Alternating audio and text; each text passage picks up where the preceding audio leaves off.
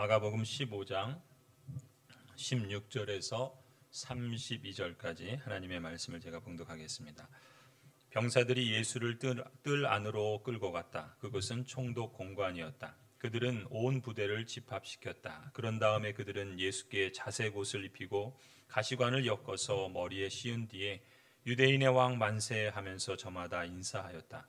또 갈대로 예수의 머리를 치고 침을 뱉고 무릎을 꿇어서 그에게 경배하였다. 이렇게 예수를 희롱한 다음에 그들은 자색옷을 벗기고 그의 옷을 도로 입혔다. 그런 다음에 그들은 예수를 십자가에 못 박으려고 끌고 나갔다.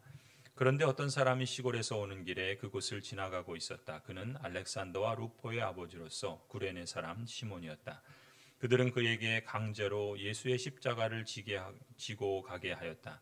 그들은 예수를 골고다라는 곳으로 데리고 갔다. 골고다는 번역하면 해골곳이다. 그들은 모략을 탄 포도주를 예수께 드렸다. 그러나 예수께서는 받지 않으셨다. 그들은 예수를 십자가에 못 박고 예수의 옷을 나누어 가졌는데 제비를 뽑아서 누가 무엇을 차지할지를 결정하였다. 예수를 십자가에 못 박은 때는 아침 9시였다. 그의 죄패에는 유대인의 왕이라고 적혀 있었다.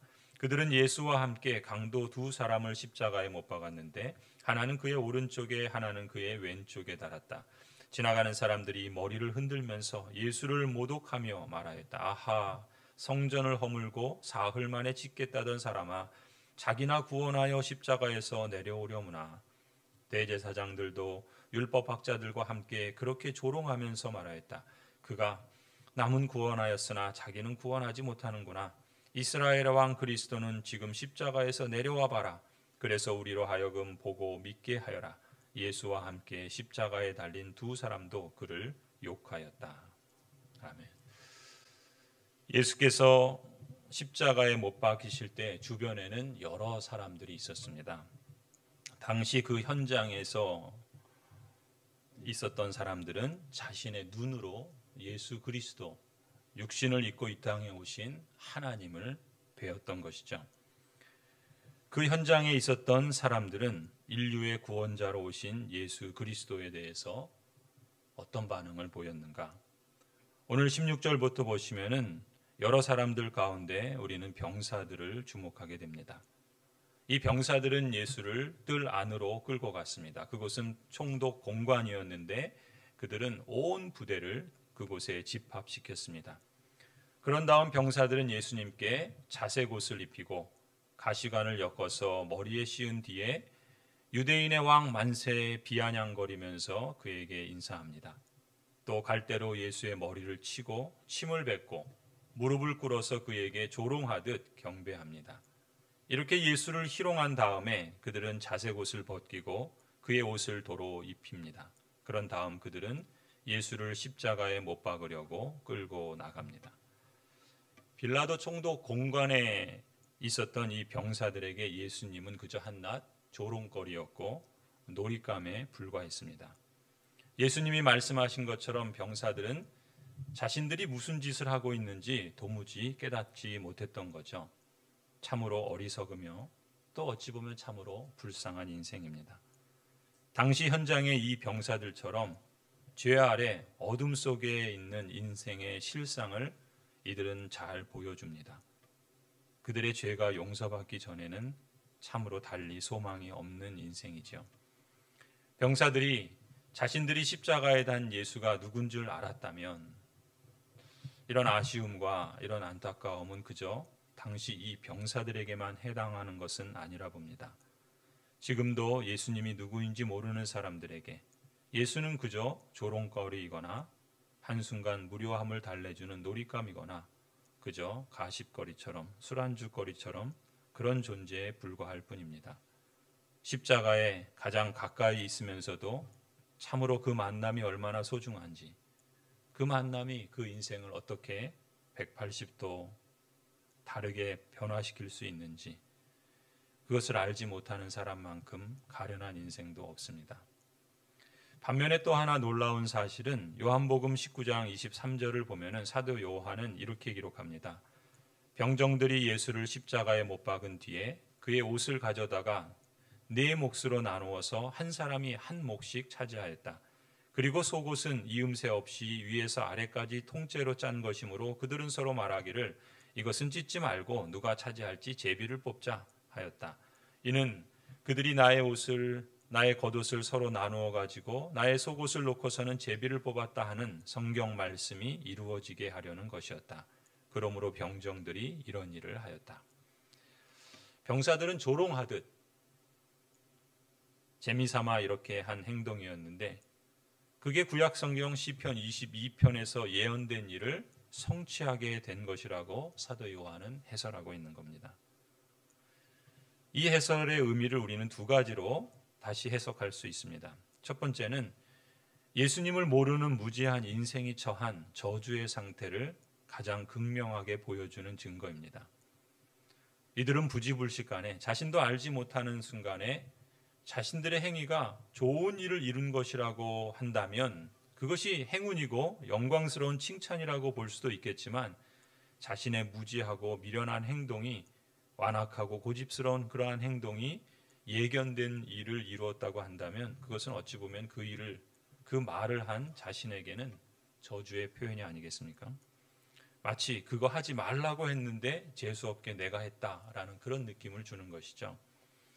스스로 지혜 있다고 하지만 어리석게 되어서 바로 자신 앞에 있는 예수님을 영접하지 못하고 그저 변두리에만 걸쳐 있다가 그냥 스쳐 지나가는 인생이랄까, 이러한 안타까움을 우리에게 역설적으로 보여줍니다. 참으로 인생은 이토록 죄와 악에 대해서 무지하고 미련한 것입니다. 그것에 대해서 우리는 애통해야 하며 또한 상한 마음을 가져야 할 것입니다. 그에 비하면 예수님을 구세주로 믿고 영접한 사람이 되었다는 사실은 그 자체가 얼마나 크고 기적 같은 놀라운 은혜이겠습니까? 영접하는 사람, 곧 그 이름을 믿는 자들에게는 하나님의 자녀가 되는 권세를 주셨다라고 말씀하죠. 여러분이 주님을 영접했다, 그 이름을 믿는다 하는 것이 왜 권세라고 하는지, 왜 그것을 은혜라고 하는지를 오늘 우리는 이 병사들의 그 예언 성취의 말씀을 통해서 다시 한번 실감하게 됩니다. 병사들을 보면서 저 무지하고 저 미련한 사람들, 어떻게 옆에 있는 예수님을 모를 수가 있어? 아니 어떻게 구세주이신 예수님의 옷을 재미삼아 제비 뽑고 놀잇감으로 삼을 수 있어? 이렇게 탄식할 수도 있지만 사실 그게 모든 인생에 처한 위치이고 모든 인생이 죄 아래 있는 증거라는 것을 볼 때, 그래서 인생이 얼마나 그 자체로 못나고 미련하고 또 죄를 짓고도 감각이 없는가, 진리를 모르고 영에 대한 감각이 없는가, 그것을 우리는 느낄 수 있어야 합니다. 신자라도 교회 다닌다 하더라도 이 사실을 철저하게 자기 안에서 느낄 수 있어야 하는 것이죠. 그렇지 않으면 신자라 할지라도 언제든 사탄은 밀가부르듯 넘어뜨리며 넘어질 수 있는 것입니다. 또 다른 해석은 정작 병사들이 한 그 행동에 대해서 그 사람은 자신의 행동과 의무를 모르고 그저 자기 뜻대로 부지불식간에 한 행위이지만 하나님께서는 그런 무지하고 고집스러운 인생의 그릇된 행위조차도 역으로 사용하셔서 하나님께서 의도하시고 이루시려는 구원의 역사를 절묘하게 이루시는 능력과 섭리로 일하신다는 역사를 우리에게 일러줍니다. 사실 빌라도가 나사렛 예수 유대인의 왕이라는 죄패를 붙인 것도 그런 맥락이 있는 것이고, 군인들이 지금 놀이삼아 재미로 한 이 행동들도 그들은 전혀 의식하지 못했지만 구약에 기록된 말씀을 이루시는 행위였음을 나중에야 깨닫게 된 것이죠. 하나님께서는 무지한 인생의 죄와 악행으로도 하나님의 정하신 구원의 일과 섭리를 바꾸어 갈 수는 없습니다. 오히려 하나님은 악을 통해서도 선을 이루어 가실 수 있을 만큼 철저히 모든 것을 통제하시고 또 간섭하시고 섭리하시는 전능하신 하나님이십니다. 이것이 바로 우리가 가진 신앙의 역설인 것이죠. 로마서 8장의 사도 바울이 말씀하시는 것처럼 우리가 알거니와 하나님을 사랑하는 자, 곧 그의 뜻대로 부르심을 입은 자들에게는 모든 것이 합력하여 선을 이룬다는 말씀입니다. 하나님이 행하시는 이 신앙의 역설이 우리에게 주는 이 묘미, 이 매력을 알고 그 안에서 소망을 발견하는 사람, 저는 이것이야말로 기독교 신앙의 신비요 즐거움이라 믿습니다. 인간의 악으로도 선을 이루시는 하나님, 물론 그렇다고 이제 내 마음대로 살아도 되겠구나 이런 생각을 갖는 건 더욱 안 되겠죠. 하나님은 그처럼 집요하십니다. 부정적인 의미에서가 그런 것이 아니라 하나님께서 우리 안에서, 여러분 안에서 당신의 그 거룩하심을 여러분 안에 이루시고 구원의 성숙한 자리로 이르도록 개입하시는 데 있어서 하나님은 집요하신 것입니다. 그렇다면 우리는 얼마나 더 하나님 앞에서 깨어 정신 차려서 신앙생활을 해야 되겠습니까? 하나님은 우리가 알고 믿고 있는 것보다 훨씬 크고 훨씬 성실하신 하나님이십니다. 하나님은 우리를 사랑하신 사랑을 결코 포기하지도 않으실 뿐만 아니라 우리 안에 빚으시기 원하시는 그의 거룩함과 성숙을 포기하지 않으십니다. 우리의 악함을 통해서도, 우리의 무지를 통해서도, 우리의 고집스러운 행위들 속에서도 하나님의 섭리는, 하나님의 역사는 거두어지는 일이 결코 없습니다. 긍휼과 자비를 우리에게 허락하시되 거룩함과 의로움을 우리에게 동시에 요구하고 계시는 것이죠. 하나님의 일하심이 이러하다 한다면 다만 우리에게는 그것을 얼마나 누리며 사는가 아니면 고생하면서 사는가, 다만 그 차이일 뿐입니다. 우리의 응답과 우리의 삶의 반응들이 그러한 차이들을 우리 삶에서 열매 맺게 하는 것이죠. 성도 여러분, 그렇다면 우리는 어떠한 삶을 선택하는 것이 지혜로운 것이겠습니까?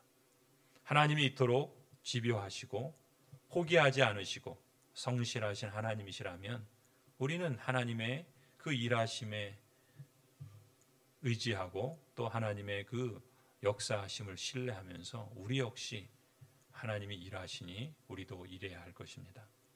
하나님은 그의 아들을 보내셔서 사람들의 손에 이끌려 피 흘리고 고통과 수모 속에서 죽는 일을 아들에게 감당시키십니다.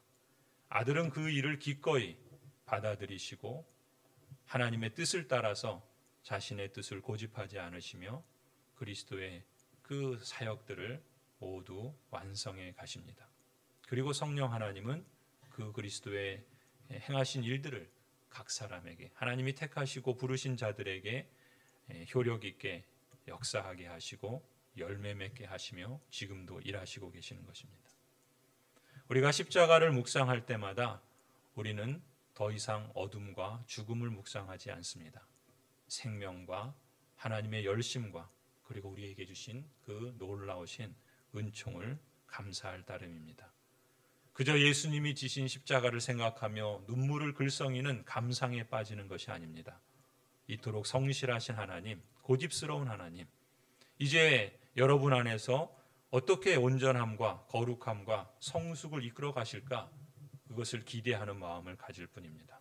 그렇기 때문에 하나님 앞에서 두려운 마음, 경외하는 마음을 갖고 깨어 정신 차려서 살아가고자 하는 것이죠.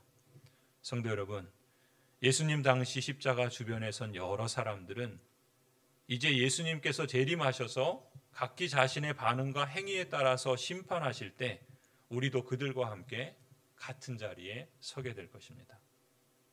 그날이 오기 전에 오늘 우리가 이들을 통해서 우리의 신앙의 자세와 주님께 대한 선택의 반응을 가다듬을 수 있기를 바랍니다. 사도 바울은 우리에게 이렇게 권면합니다.